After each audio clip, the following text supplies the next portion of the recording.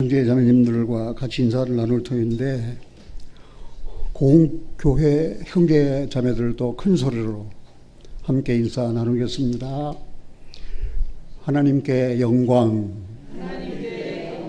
아멘. 이거 아멘 안 해도 괜찮아요. 기도하겠습니다. 아버지,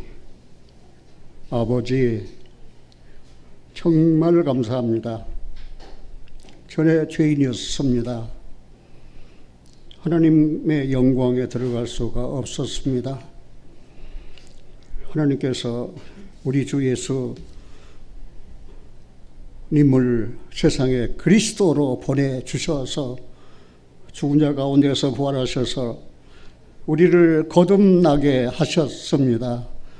하나님 아버지, 우리에게 베푸신 사랑을 생각할 때마다 진심으로 감사드립니다. 이렇게 살아서는 안 될 터인데 라고 자책하는 마음을 주셔서 상한 심령이 되게 하시고 깨닫게 하셔서 더욱 주님만 바라보고 주님만 의지하고 살게 하셨습니다. 하나님 아버지 감사합니다.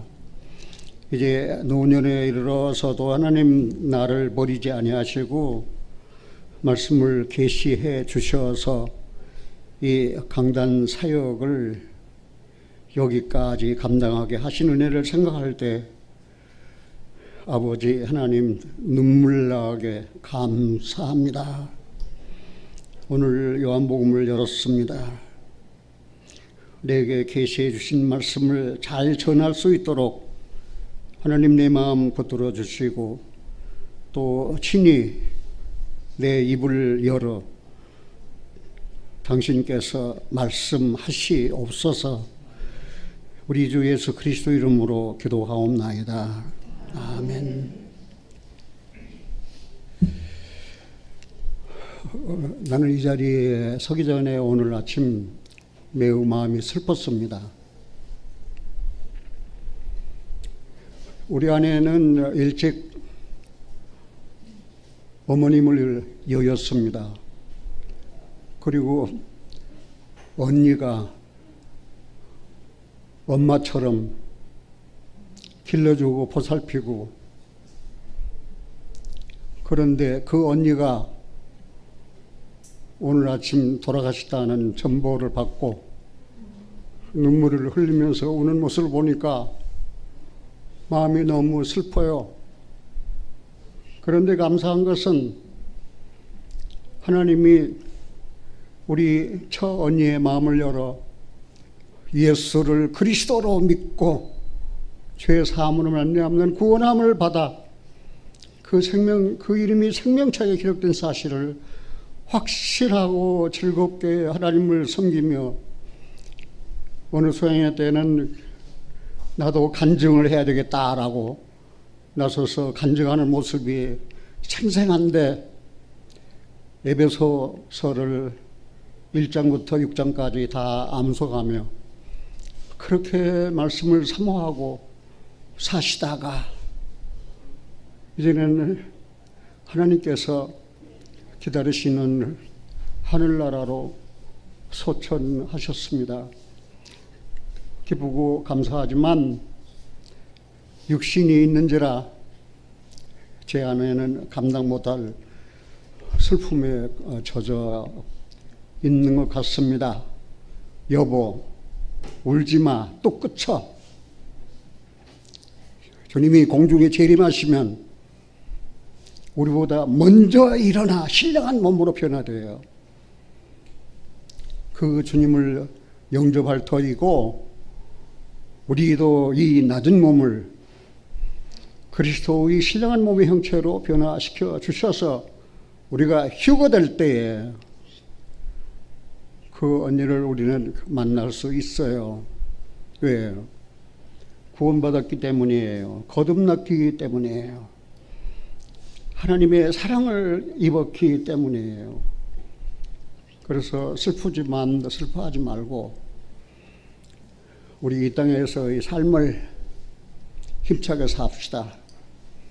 어제는 아파트 몇몇 친구들을 만나서 그냥 그분들은 그냥 마냥 즐거워서 그냥 어쩔 줄 모르는 모습을 보고 제 안에는 당신들은 이 땅에 속해 있고 세상에 속해서 세상에 있는 것으로 기뻐하고 즐거워하지만 나는 돌아갈 본향이 있는 행인과 나그네다. 그렇게 생각하니까 위로를 받았다라고 그렇게 간직한 말을 들었습니다. 사랑하는 형제 자매님들이요, 우리는 이 땅의 속한 자가 아니에요. 우리는 하늘에게 속한 거룩한 자들이에요. 우리는 돌아갈 고향이 있어요. 그거는 하늘나라예요. 거기는 고통이 없어요. 눈물이 없어요. 죽음이 없어요. 만물을 새롭게 하실 때 의의가 거하는 거기에서 그 새하늘과 새 땅에서 우리는 영생을 누릴 수 있는 축복을 받았어요. 얼마나 감사한지 몰라요. 저는 여러분들에게 물어보고 싶습니다. 하나님께서 이스라엘을 왜 애굽에서 구원하셨습니까? 이스라엘을 구원하실 목적이 무엇입니까? 그걸 오늘 우리 교회에게, 우리 자신에게 적용시켜 봅시다. 사랑하는 여러분들은 죄사함으로 말미암는 구원을 받으셨죠? 죄사함 없는 구원은 구원이 아니에요. 내 병을 치유해 주셔서 내가 병 고침을 받았다, 그래서 구원받았다. 그러나 죄는 남아있잖아요. 죄를 차례대로 찾아다가 그 목전에 베풀터인데, 너는 하나님께 축복하셔서 돈을 많이 벌었다. 돈 많이 버는 게 그게 행복이 아니에요. 돈은 있다가 없어져 버려요. 돈이 우리 구원, 우리 영혼 구원을 보장해 주지 않아요. 그게 구원이 아니에요. 그러면은 이스라엘을 애굽에서 구원하신 목적이 무엇인가? 이거 분명히 알고 가야 돼요. 그거는 일생을 통해서 우리 찾아보지는 않겠지만 출애굽기 19장에 보면은 하나님께서 모세에게 시내산에 나타나셔서 내 말을 잘 들어라. 잘 듣는다는 말은 순종까지 포함되는 거예요. 잘 들어라. 그리고 듣고 지키면 왜 조건이 붙어 있네요. 첫째, 너희는 내 소유가 된다. 너희는 내 소유다. 하나님의 소유예요. 죄가 있는 사람은 하나님의 소유가 아니에요. 마귀의 소유지. 그러니까 우리가 복음을 전하면 마귀가 가장 길길이 날뛰는 거예요. 왜요?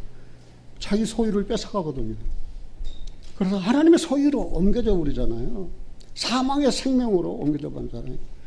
그래 구원하신 첫째 목적이 하나님의 소유를 삼기 위해서예요. 두 번째, 제사장 나라가 되게 하기 위해서예요. 제사장 나라. 하나님은 이스라엘로 말미암아 온 열방이 구원받을 길을 그렇게 마련해 놓으셨어요. 그런데 이스라엘 어떻게 했습니까? 제사장 나라 역할을 온전히 했습니까? 죄나 지고 살았지. 그래서 하나님이 그들을 흩어버린 거예요. 그러나 그들을 아주 버리신 거 아니에요. 그들을 긍휼히 여기셔서 다시 불러 모으시는 거예요. 지금 때가 바로 그때예요. 여러분, 이 우크라이나 전쟁, 그냥 인간이 일으킨 그런 전쟁을 생각하지 마세요. 이번 우크라이나 전쟁을 통해서 유대인들이 알리야 예루살렘으로 가겠다. 예루살렘을 하면서 예루살렘으로 지금 모여들고 있는 시대예요. 성경이 이제는 완성된 시기예요. 조금 더 있으면 성경 듣고 싶어서 못 듣습니다. 이게 굉장히 중요한 내용입니다. 저는 이스라엘을 사랑해요. 왜요? 이 성경이 이스라엘 사람들이 기록했거든요. 나는 유대인들을 굉장히 좋아해요. 왜요? 구원이 유대인에게서 났거든요. 예수님이 유대인이었어요. 구원이 유대인에서 났다고 말입니다. 시편을 보면은 이스라엘의 형통을 구하는 자는 내가 축복하겠다. 그래서 저는 아침마다 하나님 기도해요. 오, 대한민국 자유민주주의에서 살게 해주세요. 나는 공산주의가 싫어요. 거기서 자유롭게 예배할 수가 없거든요. 이번 순교자의 소리를 통해서 여러분 잘 아셨잖아요.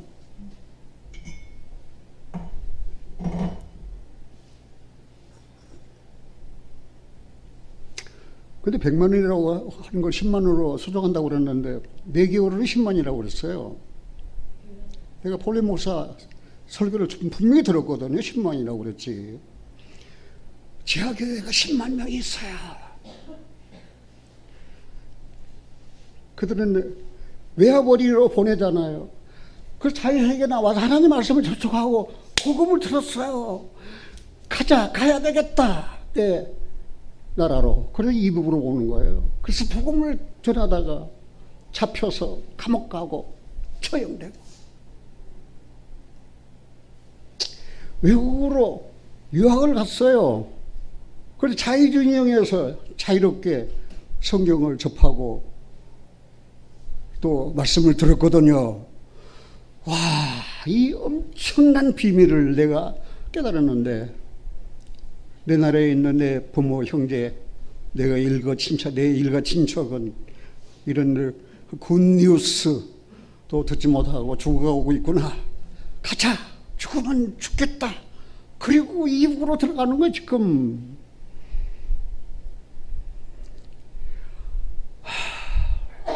지금 어떤 의미에서 엄청난 시대에 우리가 살고 있다는 사실을 알 수 있어요. 세 번째, 거룩한 백성이 되게 하겠다.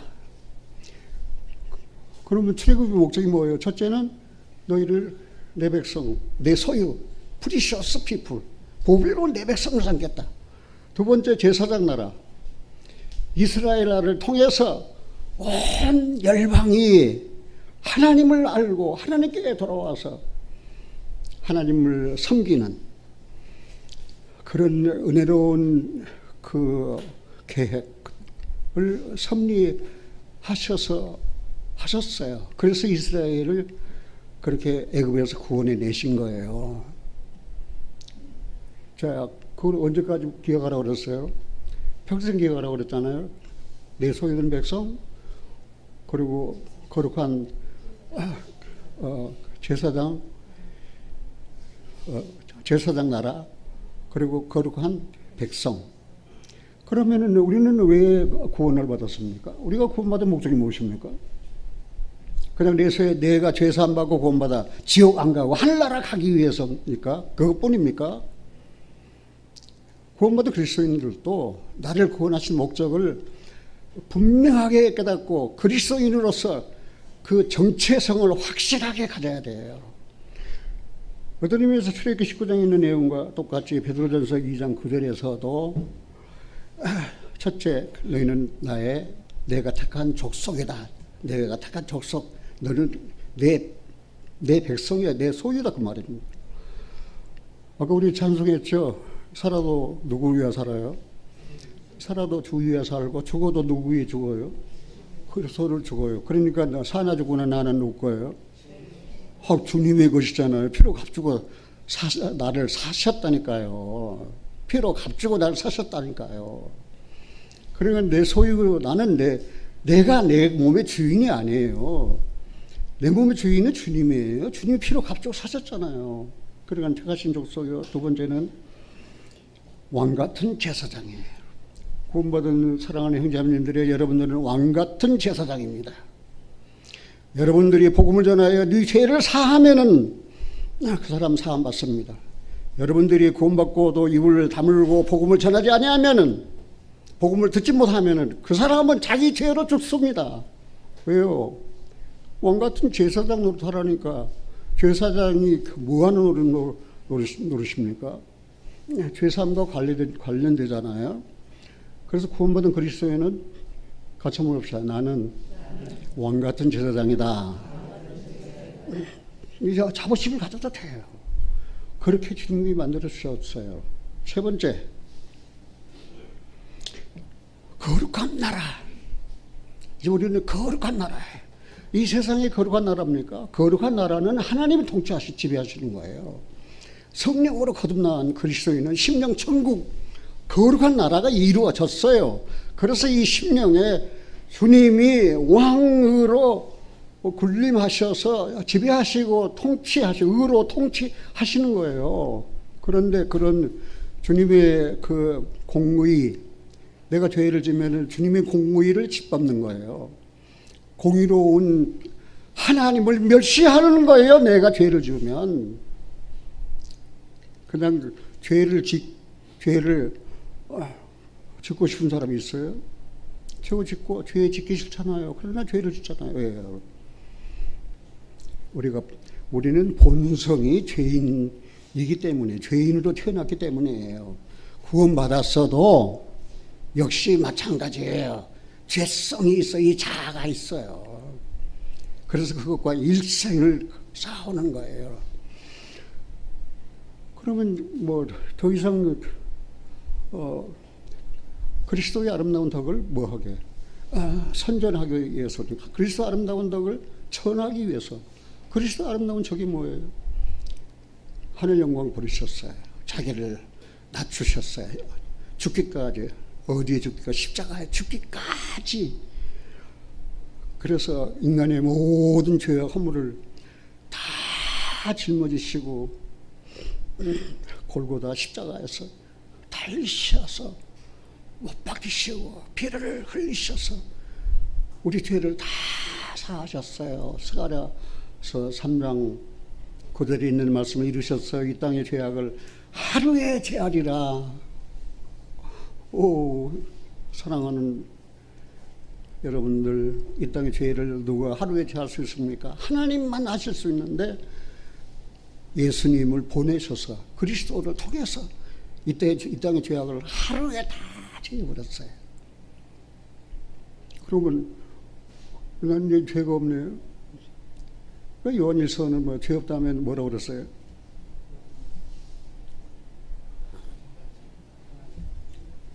나 죄 없습니다.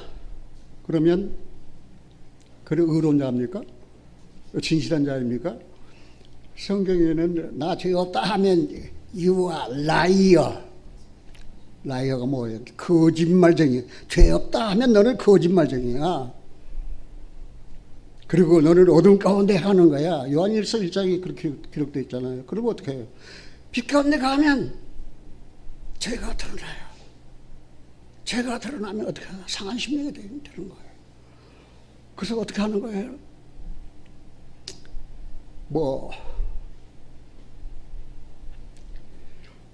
고백해야 되는 거예요. 같이 한번 봅시다. 오늘 내가 죄를 깨달았습니다. 그럼 어떻게 그 죄 없애랍니까? 이미 다 십자가에서 없앴는데 지금 내가 오늘 죄를 깨달았거든요. 그럼 어떻게 하랍니까? 그래서 숨기지 마세요. 정직하세요. 자백을 하세요. 우리가 우리 죄를 자백하면서는 미쁘시고 그러사 우리 죄를 사하시며 모든 불의에서 우리를 깨끗게 하신다고 그랬잖아요. 그럼 이 시간 내가 지은 죄를 깨닫고 하나님 앞에 자백을 했어요. 그러면 우리 죄는 다 어떻게 했어요? 사해졌어요. 그러면 이제 깨끗하게 했잖아요. 깨끗하게 살아요. 그런데 예배 끝나고 집에 가다가 죄를 딱 지었네. 그럼 어떻게 하는 거예요? 그 죄는 어떻게 하는 거예요? 지난 죄, 현재 죄, 앞으로 죄는 단번에 다 도말했다. 그러니까 죄 짓고 마음대로 살아도 돼요? 그런 패거리들이 있어요. 구원받았으니까 이제는 육신으로는 죄 짓고 아무렇게 살아도 된다는 패거리들이 있어요. 나쁜 사람들이에요. 그리고 구원을 앞세우는 거예요. 구원받은 사람은 그렇게 뻔뻔하지 않아요. 구원받은 사람은 내 죄를 깨달아야 되는 거예요. 저는 뭐 아내가 둘이 사니까 천상 부딪히는 게 아내뿐이거든요. 아내가 마음이 괴로워해요. 여보, 죄 지은 거 있어? 그런데 왜 그렇게 마음에 갈등이 심해? 죄 지은 거 있어? 내가 무슨 죄 지는지 얼른 생각해. 그리고 어떻게 하라고? 빨리 예수님께 자백하라고. 주님, 내가 아무 일에 잘못했습니다. 정말 잘못했습니다. 상한 심령이 되어서 하나님 앞에 자백하면 눈물이 펄펄 쏟아지는 거예요.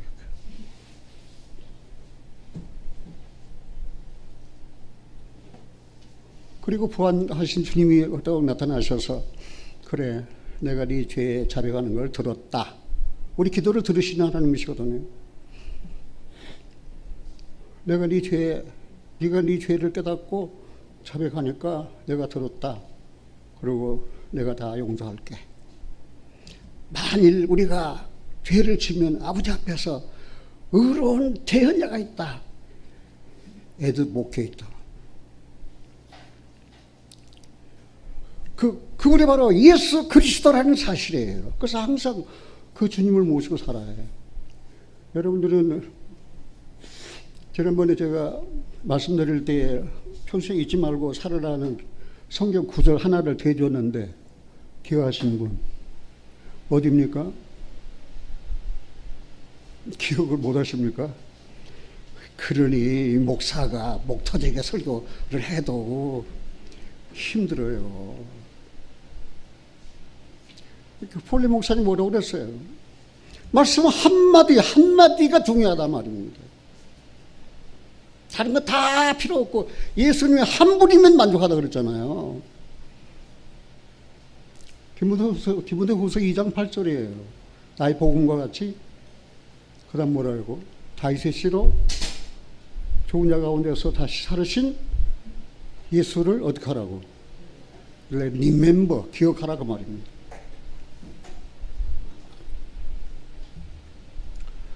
나는 죽을 때 딱 오 예수여, 내 기억이 다 사라져버려도 오 예수여, 오 예수여, 죽은 자 가운데서 부활하시니 오 예수여, 나의 그리스도여. 딱 그 말 한마디면은 나는 모든 게 다 풀어져요. 생활 가운데서 그래요. 오 예수여. 어떤 데는 또 오 예수여 파가 있거든요. 이게 팔을 만드는 거예요. 자, 죽은 자 가운데서 다시 살으신 누구를 기억하라고요? 예. 여러분 슬픕니까? 죽은 자 가운데 부활하신 예수님을 기억하십시오. 마음에 상처가 있습니까? 죽은 자 가운데 부활하신 예수님을 기억하십시오. 그분이 어떤 고난을 당하셨습니까? 그분이 하신 일이 무엇입니까? 십자가에서 피를 흘려서 우리 죄를 다 사하셨어요. 우리를 거듭나게 하셨어요. 그래서 산 소망을 우리에게 주셨어요. 부끄럽지 않은 소망을 우리에게 주셨어요. 오늘 제목은 어떤 의미에서 좀 설교했다는 게 쉽지 않은 제목이에요. 누가 여기 영적인 사람인가? 그 말 다른 말로 하면은 하나님께서 건 사람인가? 그렇게도 할 수 있고 또 다른 말로 하면은 신령한 사람인가? 그렇게도 할 수 있는데 감히 나는 신령한 사람이다. 그렇게 자기를 내세울 수 있는 분이 별로 많지 않은 것 같아요. 여러분들 잘 아는 대로 요한복음 14장, 15장, 16장은 성령에 대한 내용인데 예수님 십자가 지시기 전에 사랑하는 제자들에게 마지막으로 하신 말씀이에요. 그러니까 제자들에게 주신 마지막 교훈이에요. 내가 이제 떠나갈 텐데 슬프냐? 내가 떠나가도 슬퍼하지 마라. 내가 성령을 보내주겠다. 그래 우리는 삼위, 우리 하나님, 성부 하나님, 성자 하나님, 그 다음에 성령 하나님. 하나님은 그 아들을 세상에 보내주셨어요. 세상을 이처럼 사랑하셨어요. 예수님은 이 세상에 떠나실 때 약속하셨어요. 성령을 보내주셨다고. 같이 한번 해봅시다. 성령이 오셨네. 오실 거예요. 오셨어요. 성령이 오셨잖아요. 그래가지고 오순절, 그래가지고 교회 시작, 그래가지고 2000년 교회 역사가 계속 이어지면서 성령으로 주님은, 하나님은 우리 안에 계셔요. 그래서 성령이 오시면 너를 진리 가운데로 인도하겠다. 그럼 진리 아닌 것들이 우리를 미혹할 것에 대해서 예수님은 다 아시고 있었어요. 그리고 장래 일을 너에게 알려주겠다. 장래 일을. 그러니까 성령이 오셔서 장래 일을 알려주는 것이에요. 한번 죽는 사람에게 정하신 거다. 너도 죽는다. 그것은 죄값 때문이다. 그러나 네 장래 일, 네가 죄산 받지 않냐, 구원받지 아니하면은 너는 마귀와 함께 지옥에서 깨어날 것이다. 장래 일을 성령이 다 이미 계시해 주셨어요. 우리가 지어서 꾸며서 우리가 설교하는 게 아니에요. 장래 일을 누가 오시면, 성령 오시면 장래 일을 너에게 알려주시겠다. 성령은 자기의 것을 가지고 우리에게 나타나는 것이 아니고 내 것을 가지고 너희에게 나타날 것이다. 그럼 내 것이면 예수님 것을 가지고, 그래서 성령이 오시면 예수님은 하나님의 아들이시다. 제자들도 말입니다. 심지어 아까 우리가 읽었잖아요. 본문을 내가 다 찾아 읽지 않습니다만은 제자들 하는 소리가 무엇입니까? 오 주님, 예수님, 선생님, 이제 우리가 당신은 하늘로서 오심을 믿나이다. 하늘로서 오심을 믿는다는 거예요. 아, 제자들이 어떻게 그런 고백을 합니까? 이때는 하나님, 예수님이 영광 받으시기 전이에요. 그러니까 성령이 아직 저에게 오시잖아요. 오순절에 성령이 오셨지. 그때는 신약 성경에 기록되어 있지만 구약 시대예요. 아들의 시대예요. 그런데 예수님께서 그들 곁에 계셨잖아요. 하나님이 그들 곁에 계셨잖아요. 그래서 예수님 하늘로서 오심을 믿나이다. 하늘로서 오심을 믿나이다. 그러니까 하나님의 아들이시면 뭐 하는 거예요? 시인한 거 아니에요. 오순절 성령이 오셔서 나타났지요. 그때 주님부터 들은 말씀, 가르침을 받은 말씀, 그 진리의 말씀이 생생히 다 생각나서 그것이 사실이에요. 그러니까 제자들이 이제 그들의 목숨을 바쳐가면서 이 생명의 말씀, 이 진리의 말씀을 밝혔잖아요. 그들이 돈을 보고 밝히는 거 아니에요. 대형 교회, 맘모스 교회, 수천 명이 모이는 교회, 좋아하지 마세요. 주님은 두세 사람이 모이는 곳에 함께 하시겠다고 약속하셨어요. 너는 사도 바울 2배의 전도를 했거든요. 그래요, 안 그래요? 사도 바울은 한 30대 구원받아가지고 60대 이제 순교했잖아요. 그럼 나는 뭐예요? 나는 30대 구원받아가지고 90살 다 돼도 살았잖아요. 그러니까 내가 사도 바울보다 얼마나 많이 살았어요? 비나 더 살았잖아요. 비나 더 하나님께서 너는 이 길을 가라. You must go this way. 네. 그래서 한 길만, 한눈 팔지 않았어요. 한 길만 걸어왔어요. 그냥 내가 가야 할 길을 끝까지 걸어왔거든요. 이제 어떤 날 하나님 내게 그러실 거예요. 네가 믿음의 선한 싸움을 잘 싸웠다. 너를 위하여 의의 멸관을 예비했다. 이제 그만 쉬어라. 그리고 내 앞에 오너라. 그럴 때가 사도 바울에게만 아니에요. 그러니까 사랑하는 형제님들이, 여러분들이 가야 할 길을 어떻게 해요? 여러분들이 가야 할 길을 가요. 여러분들은 하나님의 소유된 백성이에요. 보배로운 하나님의 백성이에요. 그리고 왕같은 제사장이에요. 그리고 거룩한 나라예요. 그래서 구원받은 그리스도인들에게는 한마디로 요약해서 거룩한 삶이 요구되는 거예요. 그 예수님이 말씀하셨어요. 아버지 것은 다 내 거다. 아버지 것은 다 뭐라고 그랬어요? 아버지 것은 다 내 것. 내 것은 다 너희 것. 그거를 알려주신 분이 바로 누구예요? 성령이다 그 말. 성령이 오셔서 다 알려주신다 그 말입니다. 그러면은 성령을 통해서 다 알려주셨잖아요. 그래가지고 우리는 성령의 인도움 받는 그런 그리스도인으로 살잖아요. 그런데 예수님은 세상을 떠나면서 내가 너희와 함께 할 테니까 너희에는 환난이 없다. 그러면 얼마나 더 좋았겠어요. 내가 떠나간다. 너희에게는 환난이 있다. 분명히 말씀하셨어요. 환난이 있다. 영적 시련이 구원받은 그리스도인들에게도 환난이 있어요.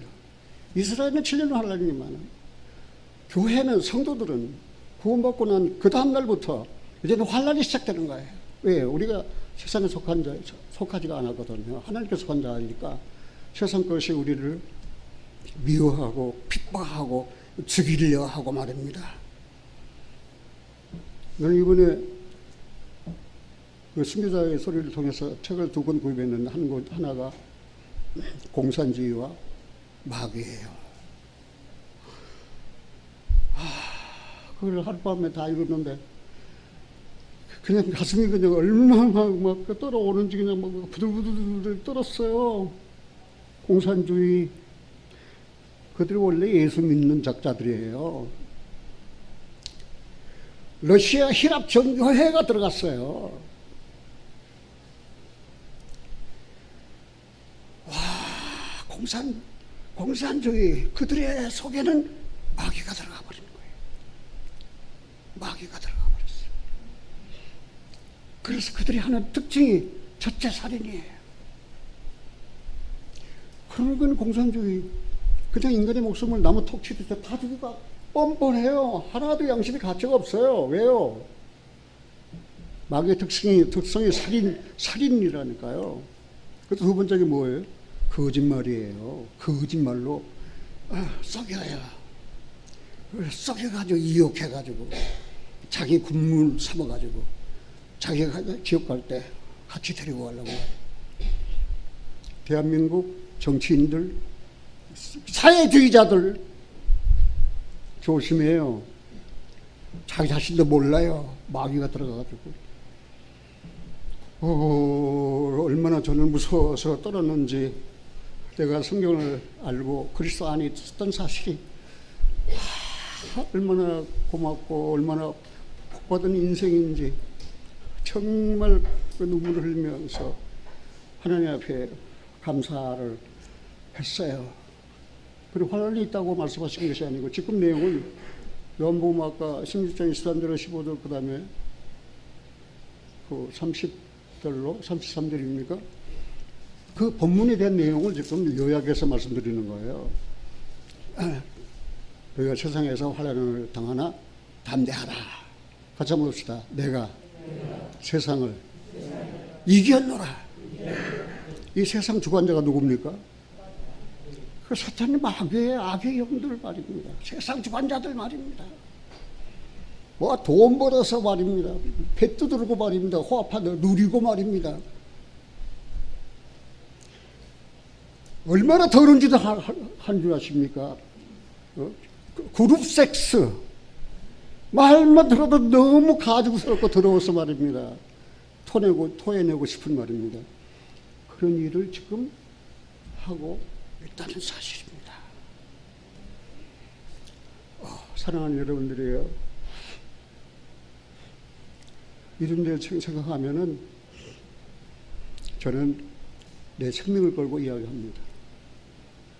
여러분들은 누구한테 속했습니까? 여러분은 영적인 사람입니까? 오늘 말씀도 스스로 판단하세요.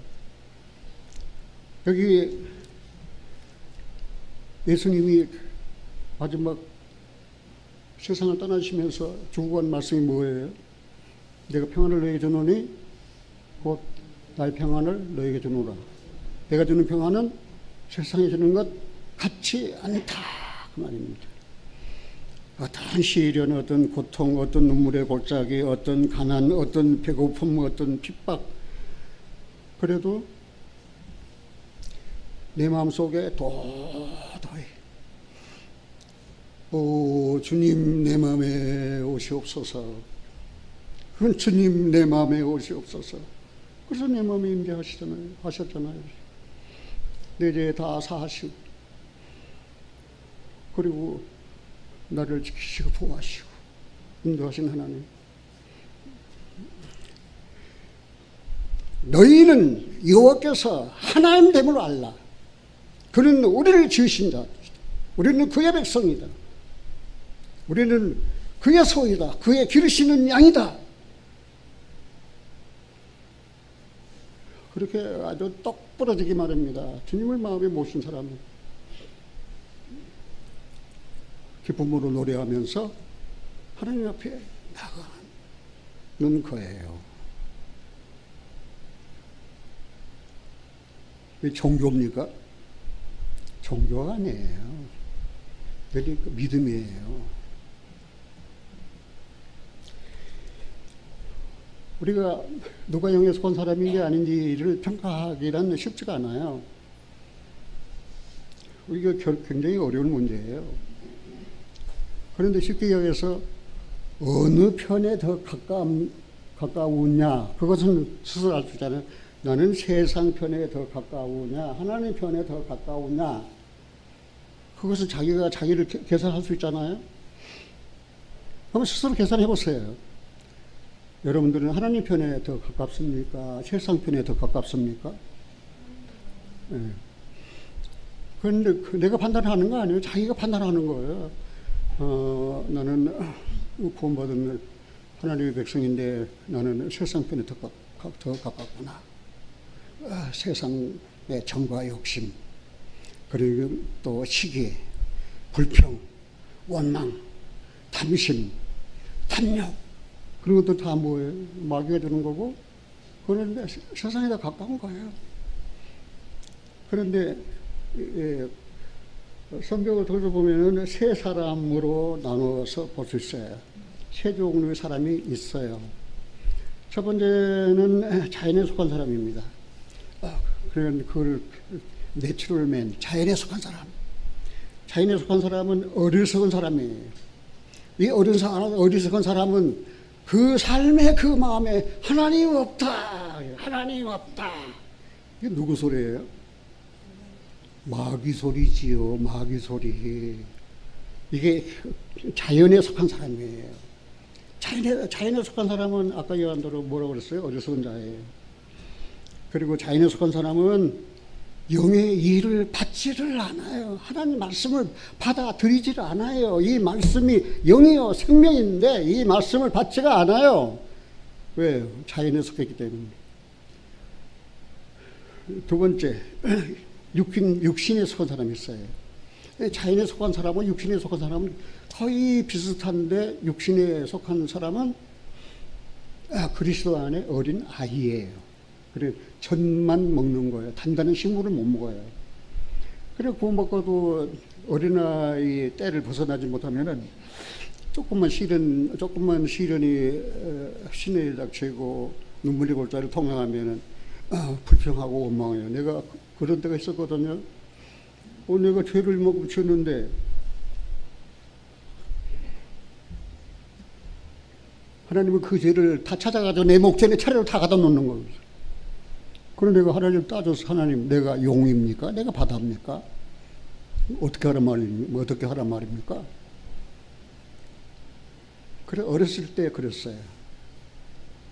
그래서 장성한 사람이 되어서는 하나님 앞에 따지잖아요. 네. 내 죄를 갖다 찾아, 하나님께서 내 죄를 찾아서 내 목전에 갖다 놓을 때 내가 장본인입니다. 내가 그랬습니다. 내가 맛을 맞아 죽을 짓을 했습니다. 죽이시든지 살리시든지 그거는 하나님의 뜻입니다. 그러나 내 죄를 회개합니다. 상한 10년. 그러면 저는 미국식으로서 내 죄를 사주시고 못 자고 낸 손 내미시면서 네 죄를 위해서다. 오 주님, 그런 주님이 내게 계시는 거예요. 죄가 내 안에 살 수가 없어요. 내가 들어오면 잡아가지고 그냥 고발을 해버리거든요. 하나님 앞에. 이놈이 나한테 왔다고. 이런 이심 이놈이 내한테 왔다고. 이 거짓말 잘하는 놈이 나한테 왔다고. 잡아가지고 고백을 해버린다니까요. 그럼 뭐 하나님이 그렇게 치유의 경험을 해본 그리스도인들이라면은 신앙생활이 아주 생동감이 넘치는 거예요. 죽은 신앙 아니에요. 세 번째, 영에 속한 사람이 있습니다. 영에 속한 사람은 아까 얘기한 대로 신뢰하는 사람, 그리고 하나님께 속한 사람. 이 영에 속한 사람은 모든 것을 판단해요. 그리고 얼마나 모든 것을 판단할 수 있는 지혜를 갖게 됩니까? 그리고 영에 속한 사람은 그리스도 예수의 마음을 가진 사람입니다. 영에 속한 사람은 누구 마음을 가져요? 그리스도 예수의. 내 마음이 아니라니까요. 내 마음이 그리스도 예수의 마음이라니까요. 그리스도 예수의 마음이에요. 그리스도 예수의 마음은 긍휼을 베푸는 거예요. 긍휼을 베푼다니까요. 내가 은혜 받았으니까 은혜를 나눠주고, 내가 사랑받았으니까 사랑을 나눠주고 사는 거예요. 긍휼을 베푸는 거예요. 영에 속한 사람. 그리고 여기서 이제 판가름 날 거예요. 내가 자연인인가, 아니면 내가 육신에 속한 사람인가. 고린도서 3장은 육에 속한 사람과 육신에 속한 사람은 구분되어 있어요. 그 육신에 속한 사람. 세 번째는 내가 영에 속한 사람인가. 그 영에 속한 사람은 한마디로 어떻게 알 수 있어요? 내가 누구 마음을 가졌어요? 그럼요. 그리스도 예수의 마음을 가졌다니까요.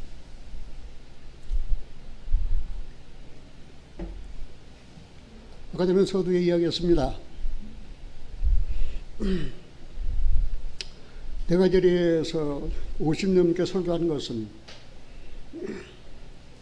내가 한 설교의 목적이 무엇인 줄 아십니까? 내가 한 설교의 목적은 딱 세 사람에게 나누어서 해당돼요.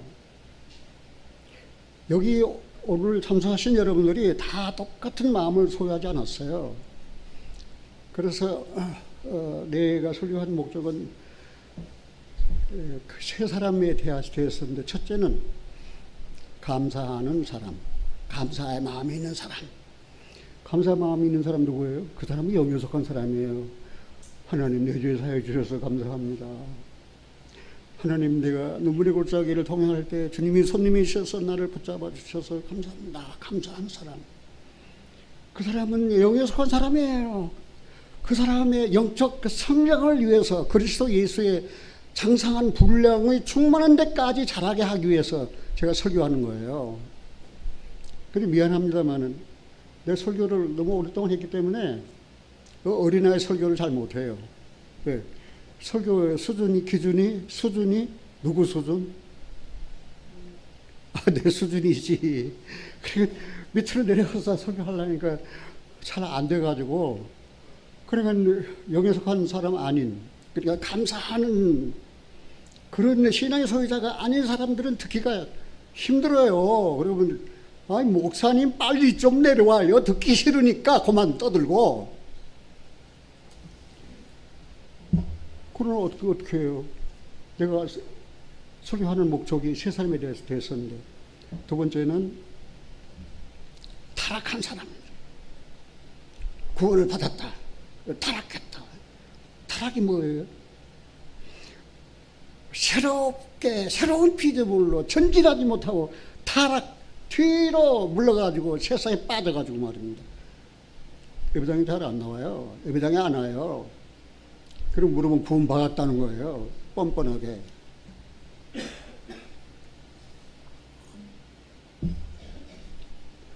내 자식 중에도 그런 자식이 있어요. 타락한 자들. 그 타락한 자들을 위해서 왜 설교해요? 그들을 책망하고 그들을 꾸짖기 위해서 내가 설교하는 거예요. 오늘 주일학교 설교에 그랬어요. 처사를 참아 못하는 자는 자식을 미워하는 자라고, 자식을 사랑하는 자를 근실히 징계한다고. 근데 나는 처사를 참아 못했거든요. 그래서 내 자식들에게 내가 회초리를 더 때릴 걸, 내가 회초리를 더 들 걸, 내가 회초리를 더 들 걸. 나는 50평생 전도인의 생활로 계속 떠돌아다녔거든요.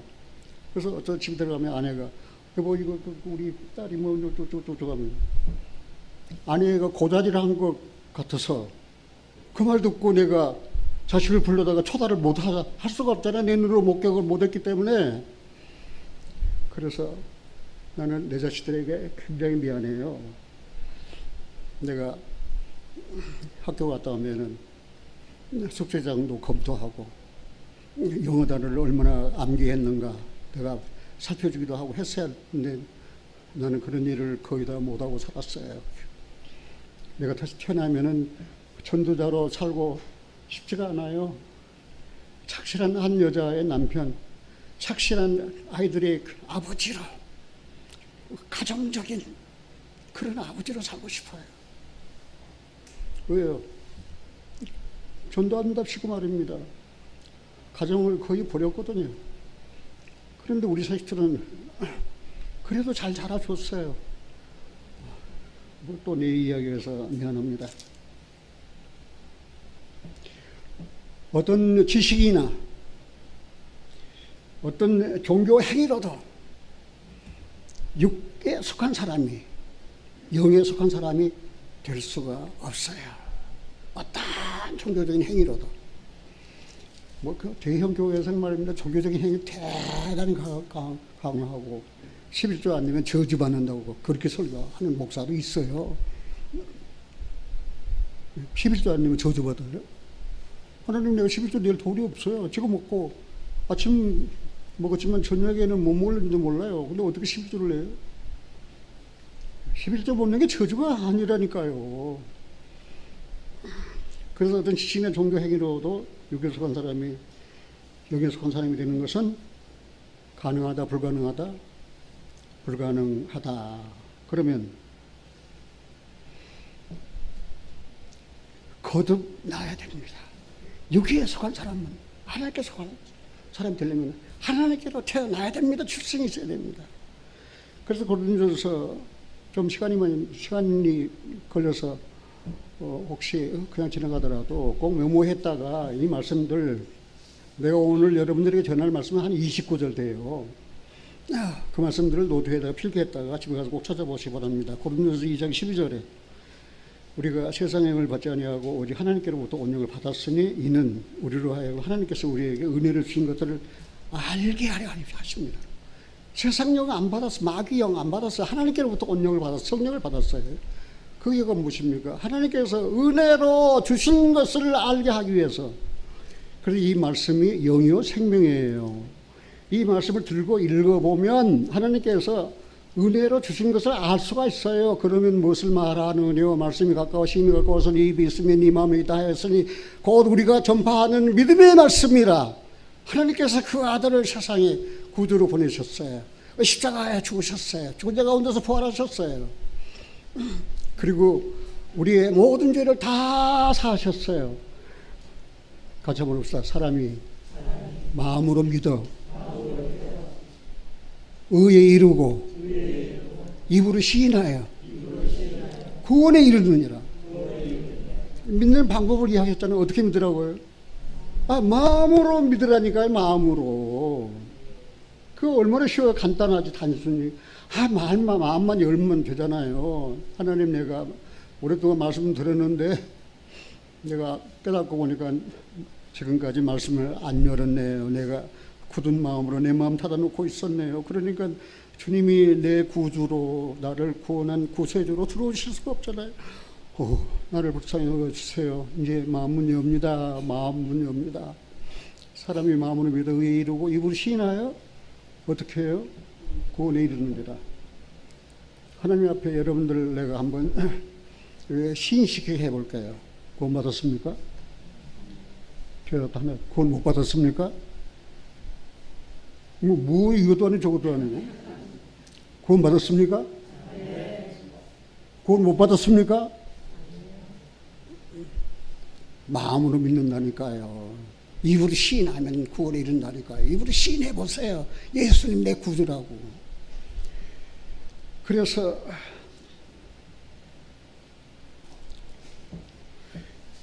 은혜를 주신 것을 알게 하시는 것은 누구예요?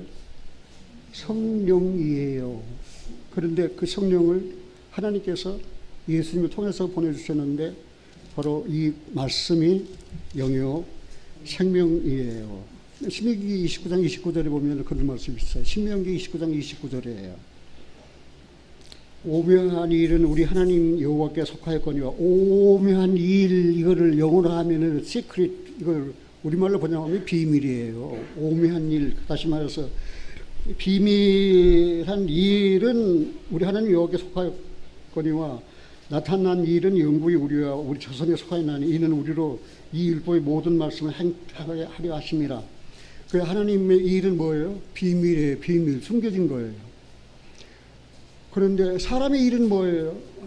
이거는 속하였거든요. 나타난 일은 영구히 우리와 우리 자손에 속했다 그랬어요.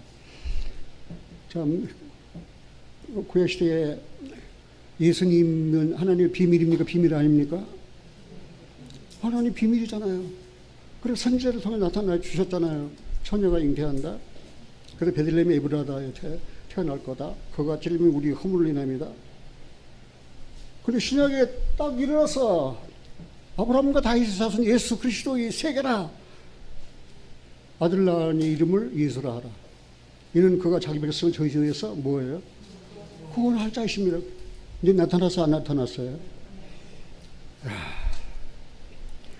그래도 성경을 못 깨닫고 못 믿는다면 나는 어떻게 합니까? 오묘한 일, 하나님의 일, 감춰진 일, 이제는 나타내 주셨어요. 그 아들을 보내서 십자가를 통해서 다 나타내 주셨어요. 지난번에 한국 운동하는 사람 새벽기도 와서 목사님에게 뭘 배웠습니까? 배운 거 없어요. 그냥 가서 그냥 갔다 온 것 뿐이에요. 그렇게 예배당 다녀서 되겠습니까? 제가 하나 물어볼게요. 예수님 누구십니까? 나는 그 땅은 몰라요. 참 너무나 기가 막혀요. 그래서 내가 딱 그래서 큰 소리를 쳤어요. 그래도 예배당 계속 다니시겠습니까? 예수님 누군지 아십니까? 하나님 아십니까? 당신을 사랑하셔서 당신의 죄를 없이 하려고 세상에 보내셨습니다. 하신 일을 믿는 것입니다. 하신 일이 무엇입니까? 십자가에 못 박혀 피를 흘려 우리 죄를 다 사해 주시는 것입니다. 그 은혜를 믿으면 구원받습니다.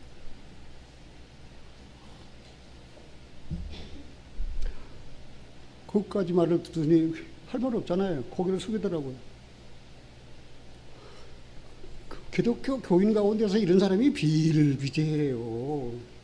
하나님의 일이 무엇인지, 나타난 일이 무엇인지. 그러나 신명기 29장 29절이에요. 딱 아주 외우기도 쉬워요. 오묘한 일은 하나님께 속한 일, 나타난 일은 우리와 우리 자손에게 속한 일. 계시해 주셨잖아요. 이미 다. 그러니 그 살아계신 그 하나님의 그 일이 말입니다. 얼마나 놀라운 거라는 것을 알 수 있어요. 자, 시간이 많이 갔습니다만 조금만 더 할게요. 인간의 사람이라면은 양면적인 입장이 있어요. 양면적인 입장. 인간이라면은 이것인가 이것인가. 그 양면적 입장이 하나는 정죄, 하나는 칭의예요. 나는 정죄된 사람인가, 아니면 나는 칭의된 사람인가. 이거 굉장히 중요하잖아요. 사람은 아담 안에서 죄인으로 태어나 모두 다 정죄되었습니다. 그 의로운 인생이 하나님 앞에는 하나도 없습니다. 시편 143편에. 그래서 무릇 율법의 행위에 속한 자들은 저주 아래에 있나니 기록된 바 누구든 율법책에 기록된 대로 옹고한 일을 행하지 않은 자는 저주 아래에 있는 자라 했습니다. 그리고 이제 그러면 사람이 그런 저주, 정죄된 상태에서 어떻게 해방될 수가 있는가? 그거는 다시 말해서 죄인이 의롭다함을 받는 과정이에요. 이거는 사법적인 절차가 아니고 행정적인 절차예요. 하나님이 그렇게 여기시고 간주하시는 거예요. 여기 도마서 1장 5절에 6절을 보면은 그로 말미암아 우리가 은혜와 사도의 직분을 받아 그 이름을 위하여 모든 이방인 중에 믿어 순종케 하나니 너도 그들 중에 있어 예수 그리스도의 것으로 부르심을 입은 자니라. 그로 말미암아 예수로 말미암아 은혜와 사도의 직분을 받았다 그랬어요. 사랑하신 여러분들이요, 우리에게 은혜를 전한 생명의 말씀, 구원의 복음을 전한 사도 바울도 은혜를 받았어요. 누구로 말미암아? 그로 말미암아 그리스도로 말미암아 사도의 직분을 받았어요. 내가 부활하는 걸 목격했으니까 이제는 나의 십자가의 죽으심과 부활하신 것을 이제는 내 증거해라. 그래서 은혜와 사도의 직분을 받았다 그랬어요. 누구로 말미암아? 그리스도로 말미암아. 저 역시 마찬가지예요. 나도 그로 말미암아 그리스도로 말미암아 나가 은혜를 받았어요. 그리고 직분을 받았어요. 복음의 전도자로. 그래서 여기까지 살아왔거든요. 그런데 참빛이 왔어요. 근데 이 참빛을 싫어했어요. 그리고 그 참빛 그리스도를 십자가 못 박아 죽였어요. 그 정죄는 이것이니 빛보다 어둠을 더 사랑하는 것이라. 그래가지고 하나님이 보내신 그 그리스도를 십자가 못 박아 죽였어요. 그런데 어떻게 정죄된 자가 의롭다함을 받는가? 그것은 로마서 3장에 기록되어 있잖아요. 로마서 3장에 보면 모든 사람이 죄를 범하였으며 하나님 영광에 이르지 못하더니 그리스도 예수 안에 있는 그 속으로 말미암아 하나님 은혜로 값 없이 어떻게 됐어요? 의롭다 하심을 받아. 사도 바울도 그로 말미암아 은혜와 사도 직분을 받았다니. 우리도 어떻게 해요? 은혜로 말미암아 그 은혜를 그냥 거저 주시는 거예요. 호의.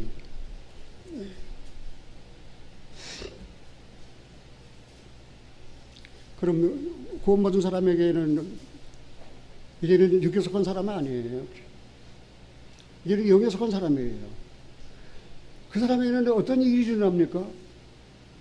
그 구원받은 사람, 정죄된 자가 의롭다함을 받았으면 반드시 따라오는 일이 있어요.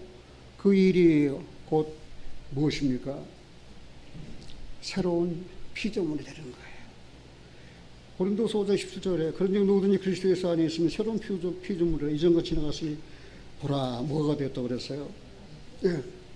새로운 피조물이 되었다고 그랬잖아요. 이제는요. 전에는 육에 속한 사람, 어리석은 사람, 근데 이제는 영에 속한 사람, 이제는 그리스도 예수 안에 새로운 피조, 새로 지으심을 받았다니까요.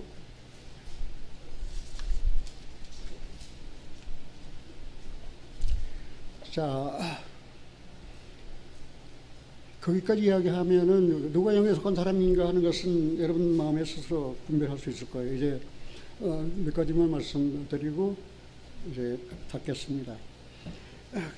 영에 속한 사람은 어떤 사람인가? 영에 속한 사람은 첫째, 거룩한 자입니다. 영에 속한 사람은 거룩한 자이기 때문에 성결한 생활을 합니다. 깨끗한 생활을 하는 거예요. 그래서 영에 속한 사람은 성령으로 인도함을 받습니다. 누구든지 그리스도 영이 없으면 그리스도 사람이 아니라고 로마서 8장에 이야기했습니다. 무릇 하나님의 영으로 인도함을 받는 그들은 곧 하나님의 아들입니다. 영에 속한 사람은 영적인 생각을 합니다. 로마서 8장 5절 6절에 육신을 쫓는 자는 육신의 일을, 영을 쫓는 자는 영의 일을 생각하나니 육신의 생각은 사망이요 영의 생각은 생명과 평안이니라. 여러분들 생활할 때 아무리 시를 당해도 성령의 인도를 받는 그리스도인들은 육신의 생각 따라가지 않습니다. 영의 생각, 생명과 뭐예요? 평안입니다.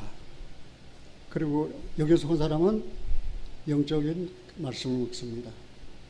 그리고 영적인 사람은 분별하고 삽니다. 신령한 것과 속된 것과 거듭난 것을 분별하고 삽니다. 그리고 영에 속한 사람은 악의 영들에 대해서 대항하고 삽니다.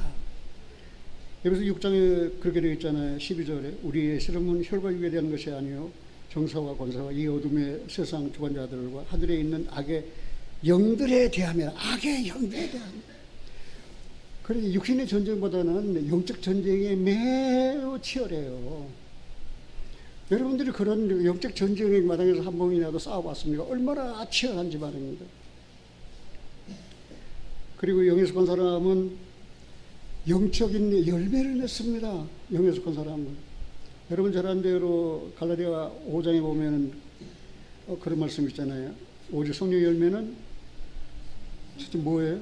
사랑과 희락과 화평과 오래 참음과 자비와 양성과 충성과 온유와 절제니 이 같은 것을 금지할 법이 없느니라. 여기에 속한 사람은 성령의 열매를 맺고 사는 거예요. 성령의 열매는 9가지인데 3가지는 하나님께, 3가지는 이웃에, 3가지는 내 자신에 대한 거예요. 그러니까 우리는 하나님, 그 다음에 이웃, 그 다음에 내 자신. 우리가 살인하지 말라, 간음하지 말라, 도둑질하지 말라, 그 이외에 다른 계명이 있다 할지라도 네 이웃을 이와 같이 사랑하는 말씀에 다 들어있느니라. 같이 한번 봅시다. 사랑은 율법의 완성이니라. 얼마나 사랑은 율법의 완성이라니까요. 그러니까 영에 속한 사람은 성령의 열매를 맺고 사는 거예요. 영에 속한 사람은 마지막으로 시와 찬미와 신령한 노래를 부르고 삽니다. 그 같이 읽고 마치겠습니다. 골로새서 3장입니다. 골로새 3장 더 찾으셔서 15절입니다. 골로새 3장은 너희가 살리심을 받아서 위의 것을 찾아라, 땅의 것 찾지 말고, 그렇게 시작되잖아요. 골로새 3장이. 근데 여기 15절에 뭐라고 그랬어요? 같이 읽겠습니다. 그리스도의 평강이 너희 마음을 주정하게 하라. 평강을 위하여 너희가 한 몸으로 부르심을 받았나니 또한 너희는 감사하는 자가 되라. 그리스도의 말씀이 너희 속에 풍성히 거하여 모든 지혜로 피차 가르치며 권면하고 시와 찬미와 신랑한 노래를 부르며 마음에 감사함으로 하나님을 찬양하고 또 무엇을 하든지 말이나 일이나 다 주 예수의 이름으로 하고 그를 힘입어 하나님 아버지께 뭐라고 그랬어요? 감사하라. 그러니까 감사하는 사람은 신령한 사람이에요. 하나님께 속한 사람이에요. 그리고 영에 속한 사람이에요. 그 시와 참여 신령한 노래를 부르라고 그랬잖아요. 사랑하는 형제님들의 여러분들 마음에 시가 있습니까? 여러분들 마음에 노래가 있습니까? 여러분 마음에 참여가 있습니까? 그래서 그 시편 같은 내용을 말입니다. 하나씩 암송해 보세요. 여호와는 나의 목자시니 내게 부족함이 없으리로다. 그가 나를 푸른 초장에 누이시며 쉴만한 물가로 나를 인도하시는도다. 그러면서 나의 힘이 되신 여호와여, 내가 주님을 사랑합니다. 하늘에서 주 외에 누가 내게 있으리요, 땅에서 주님밖에 나의 사명할 자 없습니다. 내 육체와 마음을 찾아가지만 하나님은 하나님의 마음의 반석이시여 영원한 영원한 하여튼 영원한 분이에요. 그렇게 한번 좀 고백 좀 해보세요. 시를 읽어가지고. 그래서 마음에 그리스도의 말씀을 모시고 살면 풍성해지고 성령으로 인도받는 그런 삶을 살 수 있는 거예요. 누가 영적인 사람입니까? 저들을 판단해 달라고요? 아니에요. 나는 여러분들이 믿음을 판단하거나 주관하는 사람이 아니에요. 스스로 판단하세요. 나는 영에 속한 사람입니다. 나는 육에 속한 사람입니다. 나는 자연인, 나는 영에도 안 속해. 육신에 속한 사람은 어린아이도, 그리스도 안에서 어린아이도 아니야. 그럼 뭐예요? 나는 설교의 3번째 목적은 복음을 모르는 사람. 죄를 깨닫게 하고 구원받게 하기 위해서 내가 설교를 하는 거예요. 내 설교 목적 세 가지. 하나는 감사하는 사람을 더욱 신령한 예수 그리스도의 장성한 분량에 충만한 데까지 신앙 성장을 위해서, 그리고 타락한 사람 책망하고 꾸짖어서 회개하고 돌아오게 하는, 그리고 구원 못 받은 사람 그냥 자연히 말씀을 듣고 내가 죄인이다, 그리고 깨닫고 예수님을 구주로 마음에 영접해서 하나님의 백성이 되게 하려고 제가 설교를 했습니다. 그리고 설교를 해왔고 설교를 하는 것입니다. 제 배를 채우려고 하는 거 아니에요. 내 목사 권위를 채우려고 하는 거 아니에요. 그래서 예수께서 한 사람 말입니다. 어떤 교단에 모임에 그리스도의 자리에 쩍 앉아가지고 말입니다. 사람들을 함부로 다루는,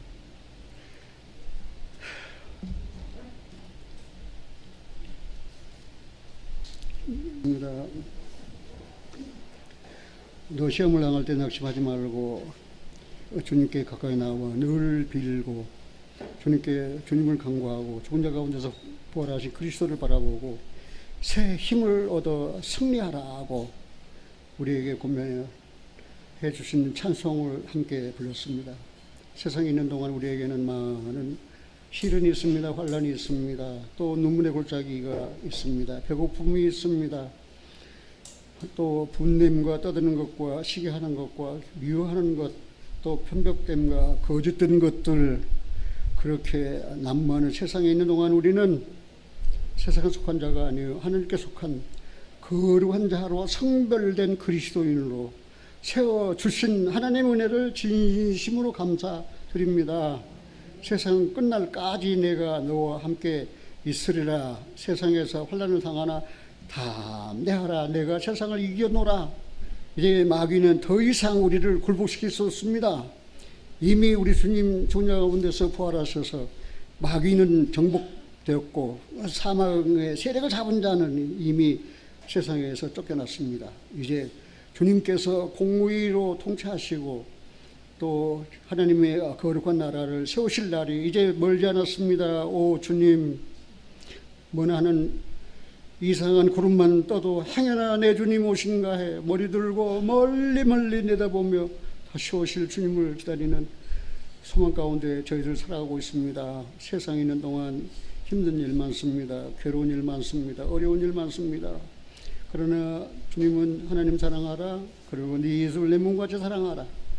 네 이웃을 네 몸같이 사랑하면 그 다음에 율법의 모든 계명을 다 완성, 사랑한 율법의 완성이라 하신 대로 이제 이웃을 돌아보며 죽은 영혼들, 죄와 몰라 죽은 영혼들, 하나님 앞에 나갈 수 없는 죄인은 하나님 앞에 나갈 수 없지 않습니까? 그래서 우리들은 전도해서 죄 깨닫고 죄사함 받아 예수님을 믿음으로 구원받고 의로운 자가 되어 이제는 하나님께 속한 거룩한 자로 당당하게 하나님 앞에 나아가는 일에 저희들 일심으로 협력하여 전도하고 돕고 있습니다. 하나님, 이 한결마을 16회에는 그런 일로 하나님께서 세우셨습니다. 하나님께서 정말 보잘것없는 우리들이었지만 수십 년 동안 함께 하신 은혜를 진심으로 감사드립니다.